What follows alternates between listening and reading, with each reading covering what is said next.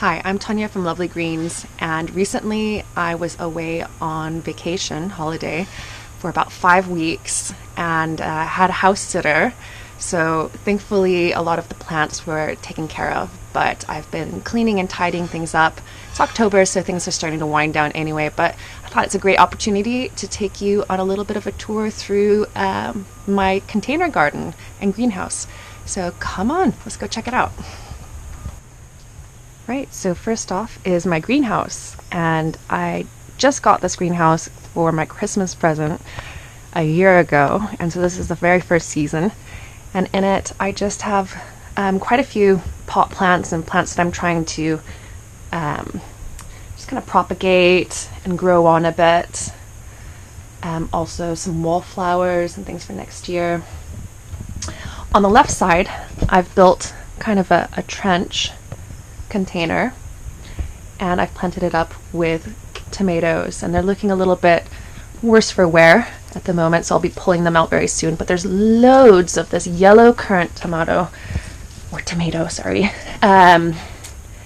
I could probably pick and is still edible.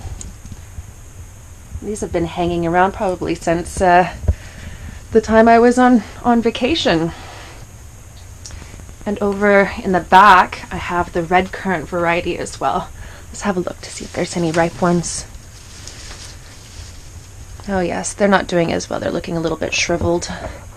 Yeah, these guys are going to need to come out very soon, probably later on. And in here, I also have aloe vera, a lot of aloe vera. These guys have lots of babies, like this one here. There's a baby aloe vera sprouting at the base, and I just don't have the heart to compost them. I plant them all up, as you can see, here and here, and I give them away to friends when I can, or else they just kind of hang around with me until I find them a new home. I also have some baby lavender plants, and I propagated those earlier. I have a video as well if you want to check that out. And I've also propagated some rosemary. It's a very similar process for propagating rosemary as it is with lavender. So check out that video if you're interested in learning how to do that. And I also have a really beautiful lemongrass plant here. Now a friend gave me that, and it is really flourishing here in the greenhouse. It loves the warmth. I'll be bringing that inside though soon, because the nights are getting colder. And you can see that with the sage that I have planted in this green stalk vertical planter. It's kind of suffered. The window's up here, so I've cut it back a little bit, and I'll probably take one of those plants inside the house so that it recovers a bit. Now the green stalk planter, I have a video of me planting it up. It's pretty cool. So you get different plants in each one of those pockets. And I have strawberries, I have thyme, oregano, sage, had basil in it as well. And the idea with it is that you water only from the top.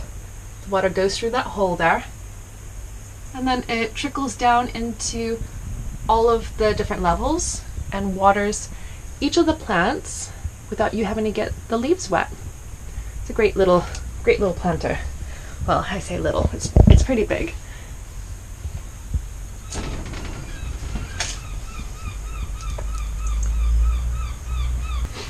Now outside, these are my strawberry palette planters, and I came up with a design, was it 2012? And I think, let me see. Yeah, this one here on the left, this is the original one from my blog post. So it's now 4 years on and it's still holding up. It's doing really well. I replanted it with plants earlier in the year, and I built a second one last year, and loads of people sent me pictures of their own that they've planted up over the years. So there's strawberries in the front, and then they're also planted along the top as well. And I have it mulched on the top with straw And that helps to hold the moisture in, and also stops weeds from sprouting. I've also converted a pallet into a flat planter, and I've just pulled all of the plants out of that, and I'll be tidying it up soon. And this has been a really great planter too. It's an old Belfast sink, and I've got some wild rocket planted in it, and that's a perennial in mild climates, so it'll start sprouting again here probably soon. It's a kind of a weird plant in this climate. The Isle of Man has a very mild climate. And oh, look, is that a weed? Nope, it's starting to kind of sprout new green leaves there too. And then over on the side, check this out. I haven't put it on my blog yet. It's still kind of a work in progress, but it's a planter made out of pallet wood as well. And on the front, I have succulents planted into the wall. And I just keep popping more kind of like holes in, and then just popping some more succulent cuttings in. And some of them take, some of them don't, but the ones that take are doing really, really well. This type of a succulent, it just kind of like breaks off. So yeah, you can see it there too. So I usually pick those up and then just tuck them back in. And on the top, I've planted carrots. Carrots have to be raised off the ground to avoid the carrot root fly, and this has been amazing. So there's a lot of depth in the planter, so plenty of space for the carrots to grow down. And let's pull one out and see how it looks. Well, I'll just grab one at random. Oh, that's lovely. Nice baby carrot. Now these are a mixed color, like rainbow carrots, I think is what they're called. Let's pull out another one and see if it's the same color or something different. How about this one? Oh yeah, check that out. That one's a white carrot. So I'll take those in the house afterwards. I'll just leave those there. Right. This is my soap making room. So I make handmade soaps. And I also offer classes in here when it's all tidied up. I've got a few houseplants in there. Check that out. The purple heart plant I rescued from the dump actually a few years ago, and it's doing amazingly well. Now over here, I have a little patch that I just kind of grow wildflowers in and some perennial plants. So lavender's still blooming, still kind of hanging on there. Now this looked like an absolute mess when I got home from my trip, and I spent a few hours weeding and tidying it up for the winter. Got a curry plant here. These are beautiful primroses. A lady sent these to me, and they're a little bit unusual. And I ended up sending pictures of them to a primrose expert, and they said it could be a Victorian heritage variety.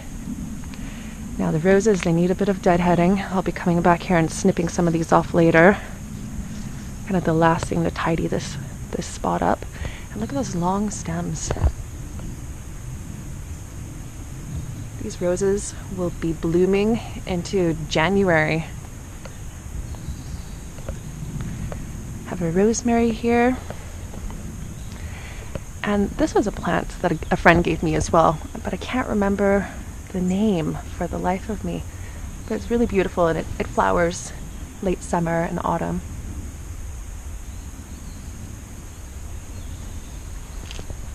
It's looking a bit dirty, so I need to clean this off. This is my sea glass stepping stone that I have a tutorial for on my blog as well. And it's basically sea glass that I've embedded into concrete. Really easy to make. And over here on the steps going up to the kitchen door, I have a few plants.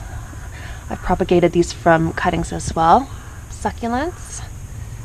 This one's really great. It just goes all over the place, and it's a really great trailer. just kind of trails over the edges like it does up here. And this is another one of my projects. And the gold tin is actually an old oil container, an olive oil container. And I cut the holes out in the front, so I've got various succulents tucked in there. And then all of this is just coming off the top. Amazing, isn't it? Anyway, thanks for having a little bit of a tour around my garden. Next, I have to go tackle the crazy jungle that is my allotment garden. I haven't been there since I gotten back, and I'm a little bit scared. Anyway, thanks, and check out my other videos while you're visiting.